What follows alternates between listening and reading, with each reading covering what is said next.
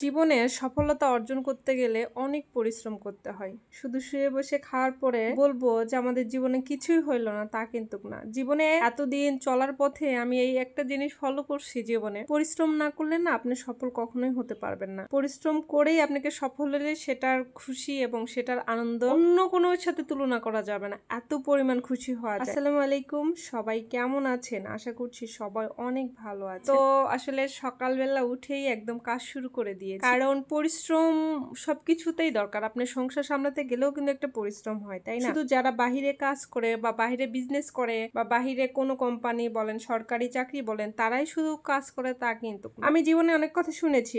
আমি যখন লাইভ করি বা ভিডিও বানাই, অনেকে অনেক ধরনের কমেন্ট করে বা বলে যে আপনাদের কি খায় দেয় কোনো কাজ নাই, আপনারা কেন ভিডিও বানান? তো আপনাদের কাছে আমার একটাই প্রশ্ন, আচ্ছা আমি যে ভিডিওটা বানাই এটার কি পরিশ্রম হয় না?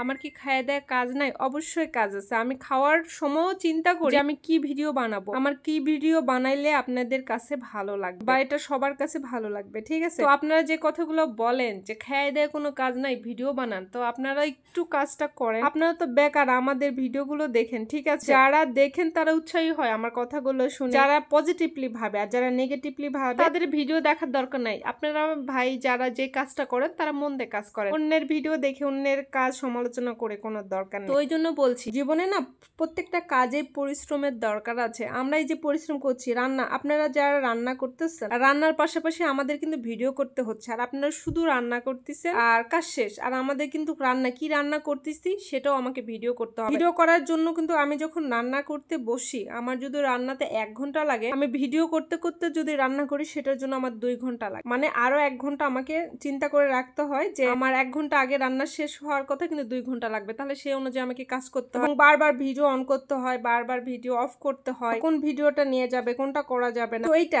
যারা বেকার মানুষের খায় দেয় কোনো কাজ নাই, তারা বলেন যে আপনাদের কি খায় দেয় কোনো কাজ নাই? আসলে সফলতা অর্জন করতে হলে কাজ কিন্তু করে খেতে হবে। এই যে সারাটা দিন ভিডিও বানাই, কাজ করি, সংসার সামলাই, হাজবেন্ডকে সামলাই, ফ্যামিলি সামলাই, তারপর আবার বাজারেও করি। কিন্তু এই যে আমার যে ভিডিওগুলো ডেইলি লাইফ আপনারা দেখে, আমি কিন্তু ডেইলি লাইফ শেয়ার করি, বেশিরভাগ আমি ডেইলি লাইফই বেশি শেয়ার করি, মানে আমি কোথায় গেলাম কি করলাম এটাই আপনাদের সামনে উপস্থাপন করি। সবজি বাজারে চলে গেলাম, এত গরমের মধ্যেও কিন্তু আমাকে সবকিছু করতে হয়, এটা না যে আমার হাজবেন্ড করে না, হ্যাঁ আমরা দুইজন একসাথেই সব কাজগুলো করি, ঠিক আছে? ওর কাজে ও ব্যস্ত থাকে, আমার কাজে আমি ব্যস্ত থাকি, সব সময়ের জন্য। আর ব্যস্ত থাকা ভালো, কারণ কি জানেন, আমরা সফলতার চূড়ায় চড়তে চাই, যেটা যারা বসে আউল ফাউল কথা বলেন তারা জীবনে পারবেন না, আর তারা জীবনে বুঝতেও পারবেন না আমাদের কষ্টটা। এই জন্য মানুষের সম্পর্কে খারাপ কথা না বলে একটু পরিশ্রম করেন, সফলতা অর্জন করেন। সফলতা মানুষের জীবনে একটা কঠিন, মানে কি বলবো, আপনি যখন কোনো কিছু থাকবে না তখন আপনি বুঝতে পারবেন যে আপনার জীবনের সফলতাটা কতখানি দরকার। কারণ কি জানেন,